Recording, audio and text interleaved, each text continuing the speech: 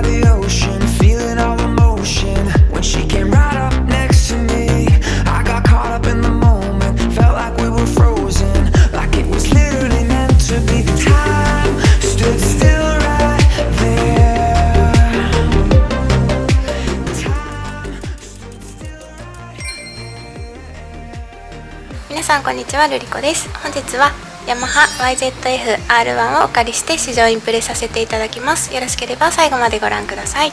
はい、というわけで今回お借りしているのはヤマハの YZF-R1 をお借りしています。2020年バージョンです。ずっとねR1 お借りしたかったんですけど、国内仕様っていうのがなくてですね、ずっと逆輸入の車両しかなかったので、やっとね今年の8月日本仕様が発売されたので、今回広報車をお借りしてインプレさせていただきます。R1 というとですね、ヤマハのスーパースポーツのフラッグシックモデルっていうね、とにかくヤマハ言うたらこれやみたいな感じのすごいバイクじゃないですかはい、ということで排気量が 997cc ですね。これが水冷の4ストローク直列4気筒のエンジンです。クロスプレーンエンジンということで、よく聞くやつですよね。よく聞くやつ。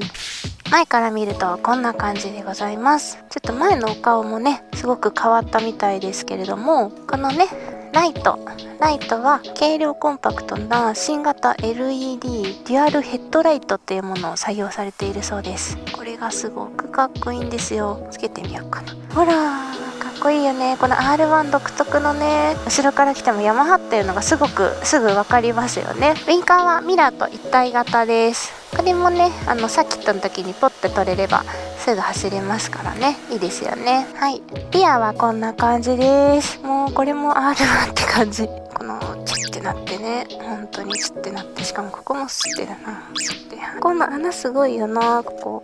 もうこれがもうまさしく空力を考えられてるんだろうな。もうとにかくこの新型の R1 は磨き上げたクロスプレーンエンジンと、あとはエアロダイナミクスっていう、空力をすごく考えていて、なんかこうライダーを一体にしてくれるような空力をすごく考えられているそうです。で、マフラーはミッドシップマフラーです。あとはこちらクイックシフターも上下ついておりました。あとねヘルメットロックもちゃんとついてますね。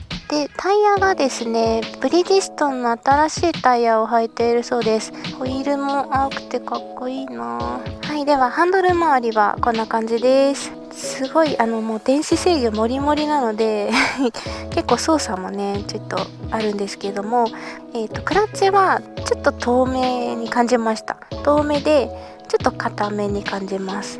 ではメーターをつけてみましょう。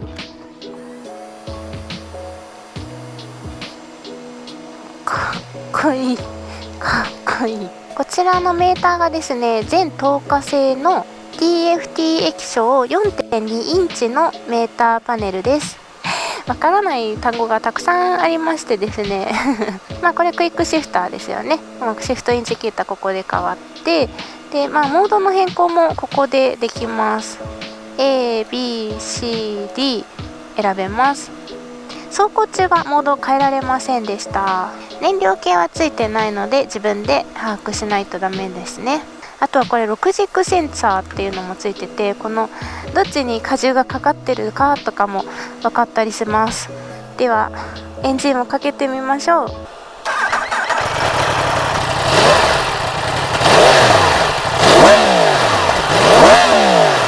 すごい、ちょっとすごすぎて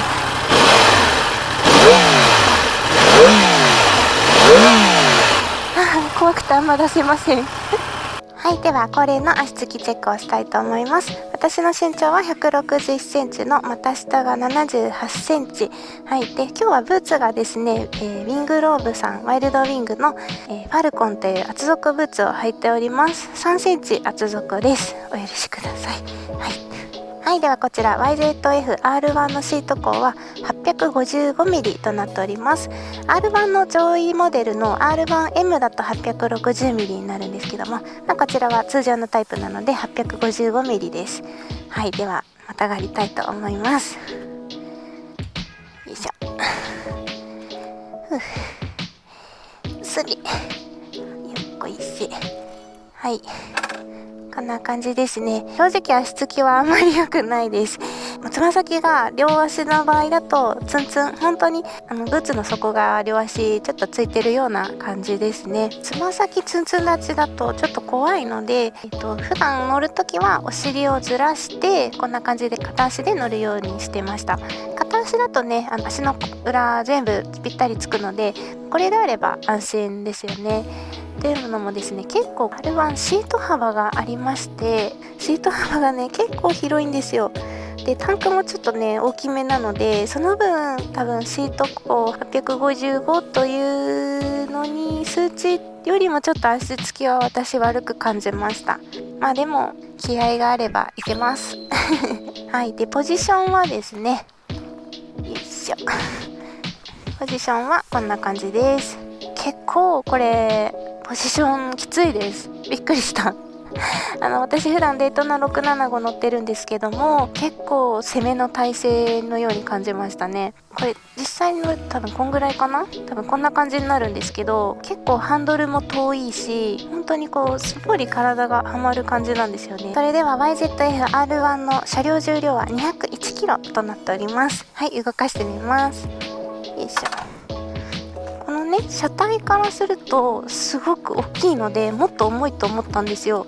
230、20ぐらいありそうな大きさなんですけど、動かすと軽いんですよね。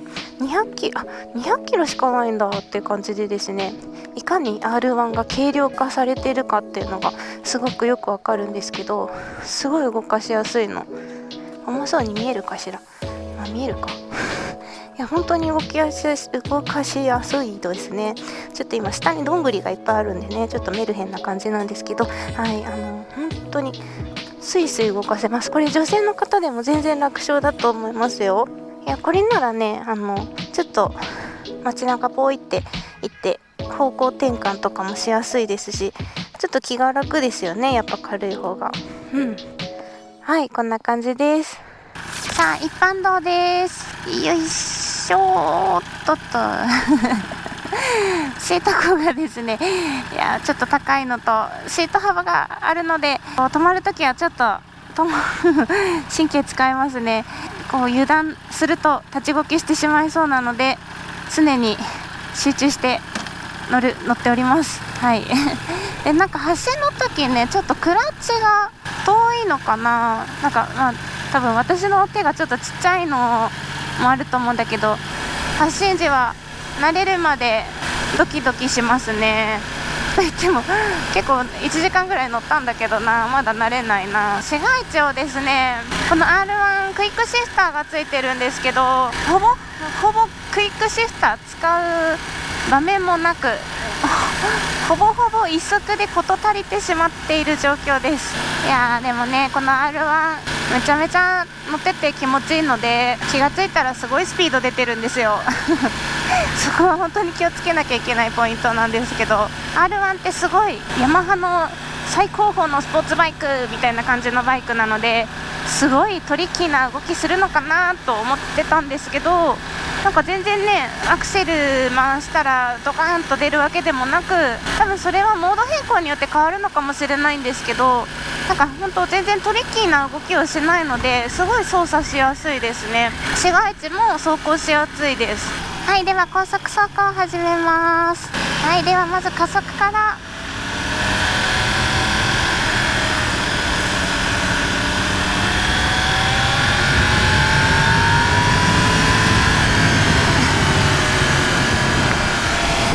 マジで一足で事足りる。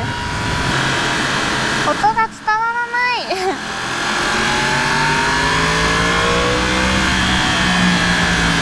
この本当一瞬だけこの加速のね6000回転ぐらいからかな、この音がさ、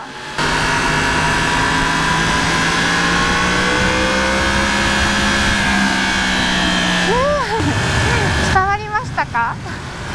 なかなかね、この R1 の音のすごさっていうのを一般道で出すのは難しいのかもしれないなんか走ってるとバイクとの一体感がすごくってこうねちょっと伏せてると全然体に風が当たらないんですよね。なんか一般道の時はこのシートのね幅がちょっと本当にシート幅があるしタンクの幅もあるからちょっとね足つき怖いから嫌だなとは思うんですけど、逆にやっぱ高速走行だとニーグリップがすごいしやすいので安定してますね本当に。はい、ではワインディングに入ってきます。今日のワインディングも動詞です。やっぱりねギアは一足固定ですね。ずっと一足のまま走ってます。このぐらいのスピードだと二足に上げることがないのでなんともって感じなんですけど、まあそれはねリッター SS だからこの30キロ40キロぐらいじゃね必要ないですよね。ちょっとモード変えてみようかな。今 A モードだったけどちょっと B とかに変えてみようかな。なんか違うかな。こっちは変えられないので停車の時にモード変更はしました。いや結構この体勢でずっといるの結構辛いかもしれないなかなかなやっぱりポジションですね。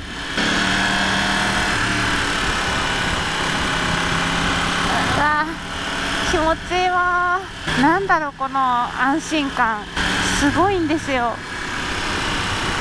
普通さこんな大きなバイクで細かい峠道ってちょっと怖いと思うんですけど全くもって怖さがないんですよね。あと倒す時もね全然怖くない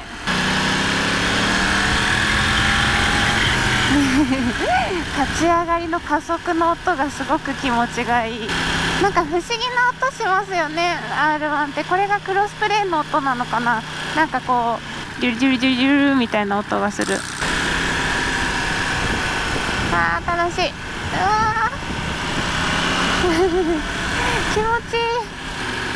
ちょっと R1 にはこの動詞道はちっちゃすぎるかもしれない速度域がねもう全然違うからちょっとねモード変えたけどねわかんないや何か変わったかと言われるとちょっとわかんないや。はい、というわけで今回は2020年の YZF-R1 をお借りして試乗インプレさせていただきました。想像以上にすごく乗りやすくてびっくりした。もうちょっとスパルタンな動きをすると思ってたんですよ。ちょっとトリッキーな動きっていうのかな。なんだけど全然ねアクセル回してもいきなりトコーンって動くこともないし意外とマイルドだなっていうような印象でしたね。あととにかくさもう電子制御がいっぱいありすぎてうまくご説明できなかったんですけど峠道を走ってた時にニュートラに入っちゃってで一足に落としたらリアがブヨーンって滑って多分これ電子制御なかったら私全然転んでたと思うんですよ。あー滑ったね今みたいな。あニュートラから一足いきなり入れたからかみたいな感じのね。なんだろう電子制御様々いや本当になかったら私本当に死んでたよ。だからこそこんな安心して走れるんだろうな。まあ、とにかくなんかもうリッター SS とは思えないくらいすごく取り回しが楽でアクセルワークもすごく優しくって、まあ、でもねブインって出したらめっちゃ出るんだけどねあとはもうこのクロスプレーンとかそういう音とかももっと高速域じゃないと味わえなかったのでサーキット行きたいよね何か気になることってあればやっぱりちょっと足つきがね私にとってはヒヤヒヤする感じかなっていう感じですね。どうしてもこのシート幅がさちょっとあるので思ったより足つきは悪く感じましたね。あとは暑いね。分かってたんだけど暑いね。今9月末でほぼ秋の気候なんですけれどもそれでも暑いので真夏やばいだろうね。あとは値段ですよね。もうリッター SS 最近ほんと200万超えっていうのはもうなんか通常みたいな感じになっててまあ230ぐらいだったかな R1 は。まあなんか本当に電子制御がこれだけモリモリで電子制御で命助けられる部分もあったのでまあそこは何を重視するのかってよると思うんですけどあとはまた今度トリプル R もぜひ乗ってみたいな。ははい、というわけで今回はヤマハ YZF-R1 をお借りして試乗インプレさせていただきました。モトチップの方にも詳しい記事を記載しておりますので、よろしければそちらもご覧ください。本日も最後までご視聴いただきましてありがとうございます。また次回の動画でお会いしましょう。バイバーイ。